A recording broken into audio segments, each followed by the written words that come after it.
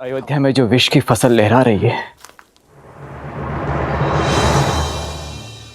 उसे काटने के लिए आप सभी को लौटना होगा भैया। मेरे श्री राम और माता सीता का स्थान महल में है, यहाँ वन में नहीं भैया। मेरी विनती स्वीकार मत कीजिए, मेरे साथ अयोध्या लौट चलिए भैया। तो रघुकुल का एक पुत्र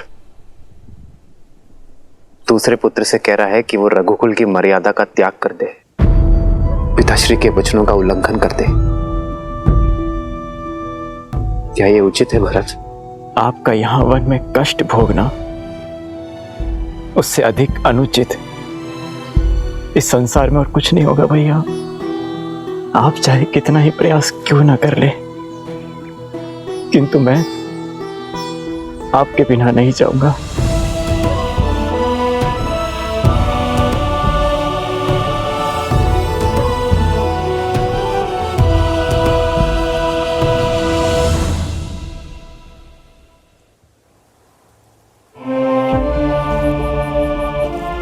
महाराज जनक, अब आप ही समझाइए अपने जमाता को। इस समस्या का समाधान केवल तर्क से लिया जा सकता है। कल प्रातःकाल सभा में लोकमत, ऋषिमत, वेदमत और धर्म के अनुसार राम के अयोध्या लौटने का निर्णय लिया जाएगा। यह हमारा सौभाग्य है कि यह समस्या महाराज जनक की उपस्थिति में उत्पन्न हुई है। अब राजा और ऋषि होने के नाते कल सभा में इस धर्म संकट का धर्म संगत निर्णय महाराज जनक ही निकालेंगे।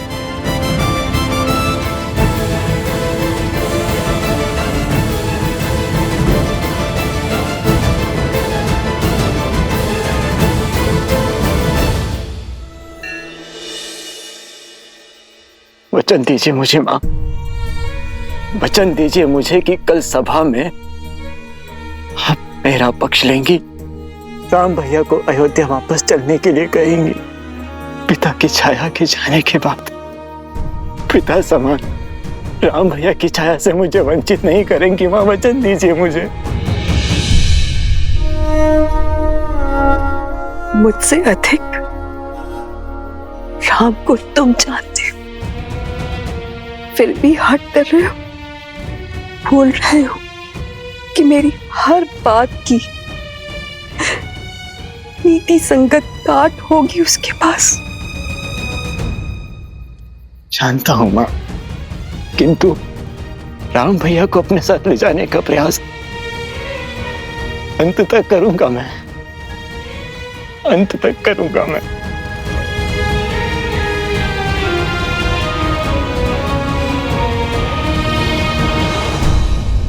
भरत भैया का आपके प्रति प्रेम और समर्पण देखकर मैं गदगद हो गई आर्य। भरत का समर्पण इतना पवित्र है, इतना पावन है कि कभी कभी मुझे भय लगता है सीता, कि उसकी प्रेम की पवित्र धारा में मैं कहीं बह ना जाऊं।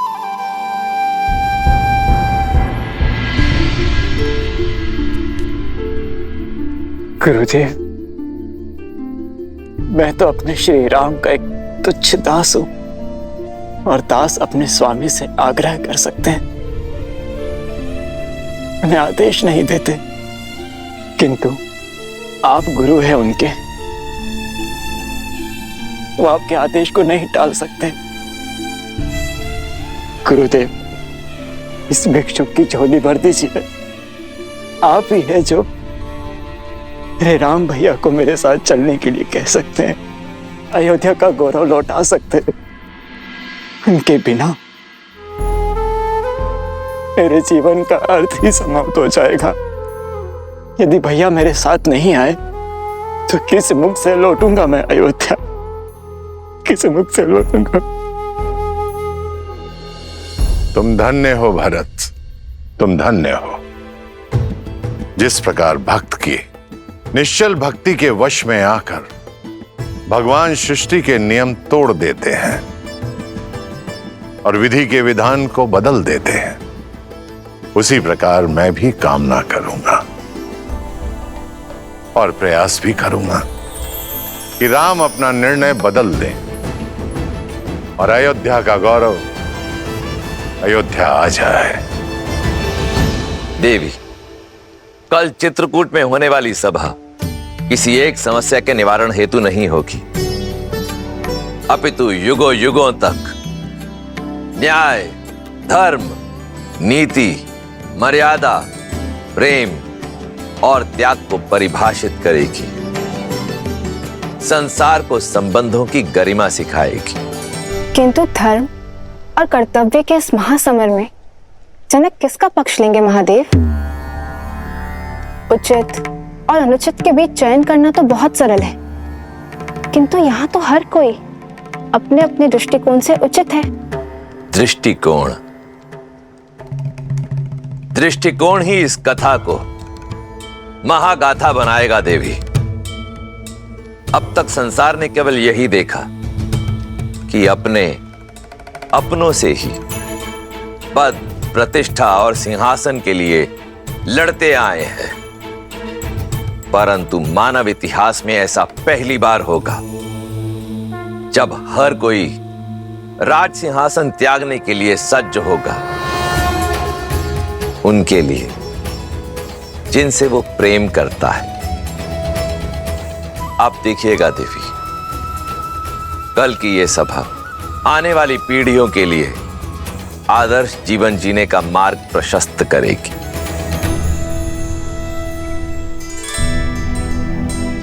भैया, मैं और अयोध्या की संपूर्ण प्रजा गुरु वशिष्ठ और ऋषि जबाली के साथ आपसे पुनः अयोध्या लौटने की विनती करने आए हैं। अयोध्या पर कृपा करें भैया, हम सब पर कृपा करें। ये वनवासी का जीवन अब छोड़ दीजिए। माता सीता और मेरे प्रिय लक्ष्मण के साथ घर आ जाइए। अयोध्या का राजभार संभालिए भैया। जिनका तर्पण हमने कल किया है वो केवल हमारे पिताश्री नहीं है भरत, साक्षात धर्म है। और उनके पश्चात उनके धर्म का उत्तरदायित्व हम पर भी है। जो वचन उनके जीवित रहते निभाया वो उनके मरणोपरांत कैसे तोड़ दूं भरत?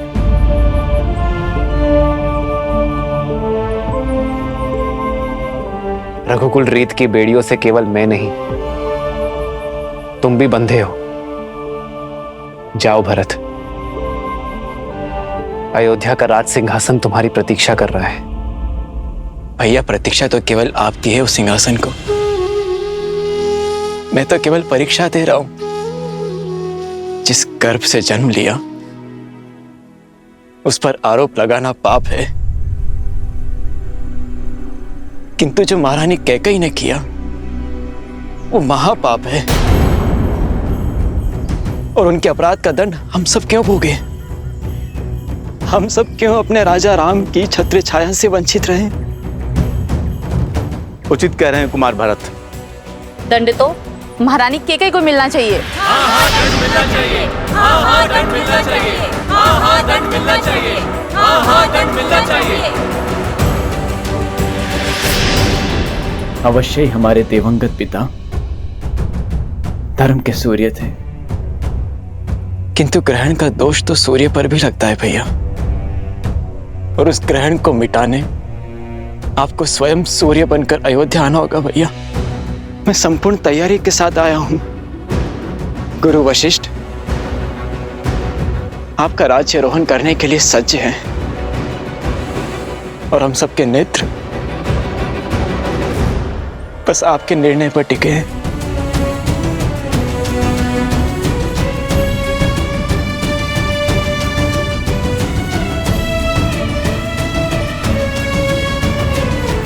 भरत, भ्रातृ प्रेम और समर्पण की पराकाष्ठा स्थापित की है तुमने, किंतु मैं तुम्हारा प्रस्ताव स्वीकार नहीं कर सकता।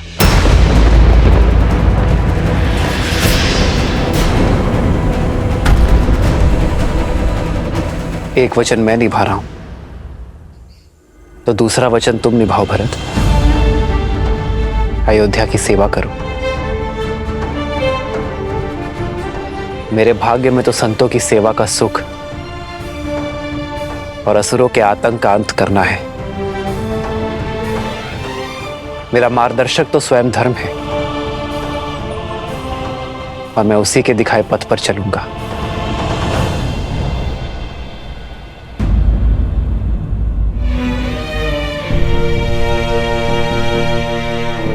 तुम्हारी माता होने के नाते, अयोध्या की महारानी होने के नाते कुछ कहने का, कुछ मांगने का अधिकार नहीं है मुझे, किंतु एक अपराधी होने के नाते मैं कुछ कहना चाहती हूँ राम। ये सब कुछ मेरे कारण हुआ है।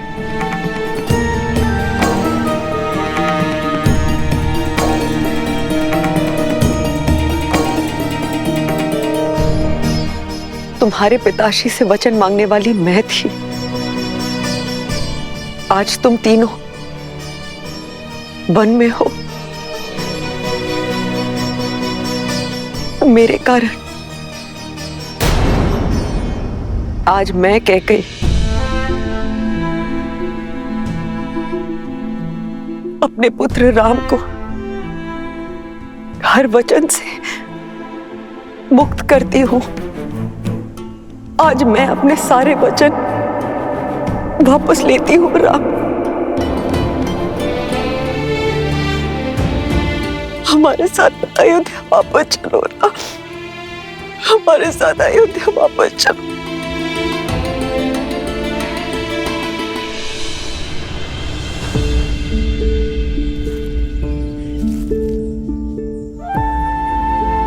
बहुत देर हो चुकी है मां। वचन वापस लेंगे किससे? उन पिताश्री से जो अब रहे ही नहीं। ये अधिकार भी केवल उन्हीं के पास था मां। मेरे अधिकार में तो केवल उनकी इच्छा का पालन करना है। आप ही बताइए मां, अयोध्या लौटकर मैं रघुकुल की रीत को धूमिल कैसे कर सकता हूं? किस राजा के वचन की बात कर रहे हो तुम राम? एक राजा के लिए राजधर्म ही सर्वोपरि होता है राम।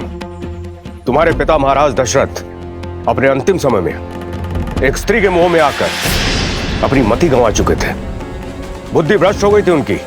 उनके वचन को महत्व नहीं दिया जा सकता। ऋषि जबाली, आप भूल रहे कि महाराज दशरथ मेरे पिता भी हैं। आपका सम्मान करने का यह अर्थ नहीं कि मैं अपने पिताश्री के लिए अपमान सहूंगा। मेघों का काम है धरा पर अमृत बरसाना, और कई बार अतिवृष्टि हो जाने पर मेघों का दिया जल आकाश में उछाला नहीं जाता, उन्हें स्वीकार किया जाता है ऋषि जबाली। जिनके धर्म और नीति परायणता की सौगंध स्वयं देवता भी खाते हैं, उनके प्रजा और पुत्र होने के नाते मैं उनके वचन को लज्जित नहीं करूंगा, अपना कर्तव्य निभाऊंगा। पुत्र धर्म की नहीं, राज धर्म की बात करो कुमार। अयोध्या को तुम्हारी आवश्यकता है, तुम्हारी प्रजा को तुम्हारी आस है। वचन निभाने की नीति के बदले अपनी प्रजा को आहुति मत दो। वचन से बड़ा राज्य होता है। राज्य, वचन से बड़ा यदि राज्य है तो उन पितामह हरिश्चंद्र को देव मानकर क्यों पूजा जाता है ऋषि जबाली, जिन्होंने अपना वचन निभाने के लिए अपना राज्य, अपनी पत्नी, यहां तक कि अपने पुत्र का भी त्याग कर दिया। उन्होंने काशी के शमशान में चिताओं के लिए लकड़ियां इकट्ठा करने का कार्य किया जिन्होंने, वो राजा ही क्या ऋषि जबाली, जो अपने मुख से निकले शब्दों का मोल ना समझे। यथा राजा तथा प्रजा प्रजा राजा के परचिन्हों पर चलती है ऋषि जबाली। यदि मैंने अपना धर्म न निभाया तो कल अयोध्या की प्रजा भी अधर्म के पथ पर चल निकलेगी। अपने वंश के लिए तुम्हारा समर्पण अविश्वसनीय है। राजा हरिश्चंद्र ने भी अपना दिया हुआ वचन निभाया था, अपने पिता का नहीं। वचन महाराज दशरथ ने दिए हैं, तुमने नहीं। सच्चा धर्म प्रजा की इच्छा में है और उन्हें केवल राम चाहिए। अब किसे चुनोगे, राम, धर्म या धर्म? ऋषि जबाली उचित कह रहे हैं, लौट जाइए राम। श्री राम को अयोध्या लौटना ही चाहिए। हाँ हाँ लौटना चाहिए, हाँ हाँ लौटना चाहिए, हाँ हाँ लौटना चाहिए, हाँ हाँ लौटना चाहिए।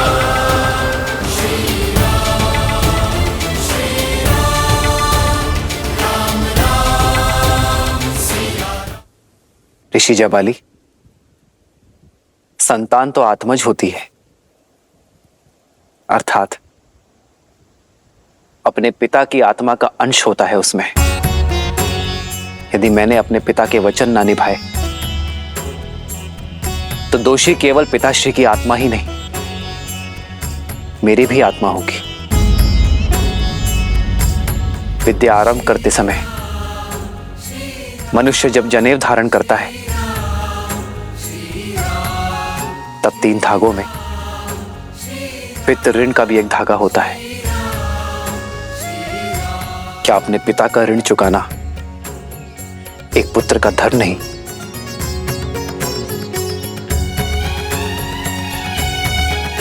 उत्तर दीजिए ऋषि जबाली। राजा प्रजा का सेवक होता है राम, और तुम्हारा धन प्रजा की ओर है। यदि मेरी बात पर विश्वास नहीं है तो पूछो यहां पर उपस्थित हर एक अयोध्यावासियों से। कहिए, क्या मत है आप लोगों का? राम को क्या चुनना चाहिए, सिंहासन या फिर वनवास? सिंहासन। सिंहासन, सिंहासन, सिंहासन, सिंहासन, सिंहासन, सिंहासन।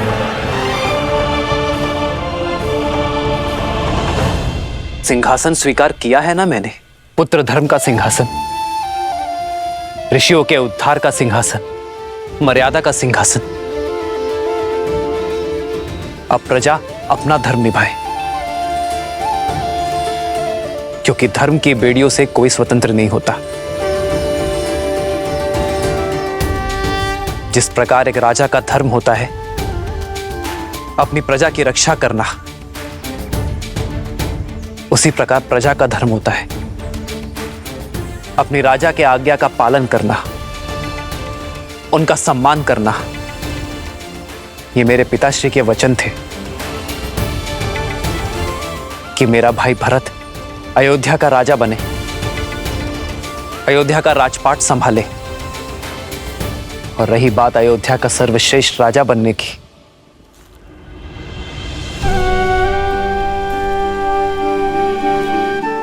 तो अयोध्या तो क्या, जिस किसी भी नगरी में मेरे भरत जैसी पुण्यात्मा का राज होगा वो स्थान स्वर्ग बन जाएगा। गुरु वशिष्ठ ने हम चारों को एक समान शिक्षा दी है ऋषि जबाली। हम चारों ही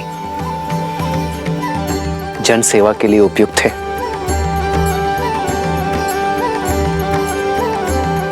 ऋषि जबाली, मैं आपसे और मेरी प्रिय अयोध्या की प्रजा से पूछता हूं, क्या आप में से किसी को भी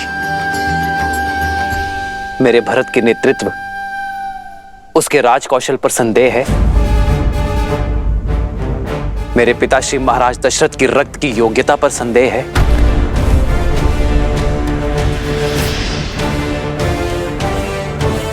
यदि आप में से कोई भी मुझे मेरे भरत की एक त्रुटि, एक दोष, एक अवगुण बता दे जिस कारण उसे अयोध्यापति नहीं बनना चाहिए,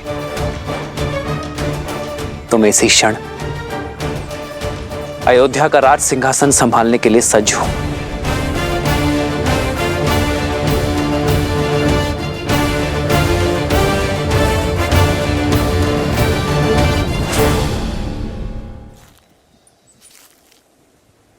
मैं हार गया गुरु वशिष्ठ। सारे जगत पर प्रश्न उठाकर निरुत्तर कर देने वाले जवाली के पास अब कोई तर्क नहीं बचा है जो राम की बात काट सके। अब आप ही समझाइए इन्हें कि ये अपनी हट छोड़कर अपना राज्य संभालें।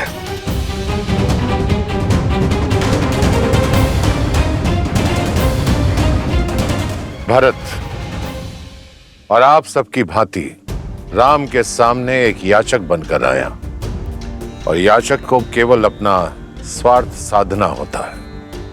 उसके लिए उचित अनुचित, धर्म अधर्म, न्याय अन्याय की रेखा धूमिल हो जाती है।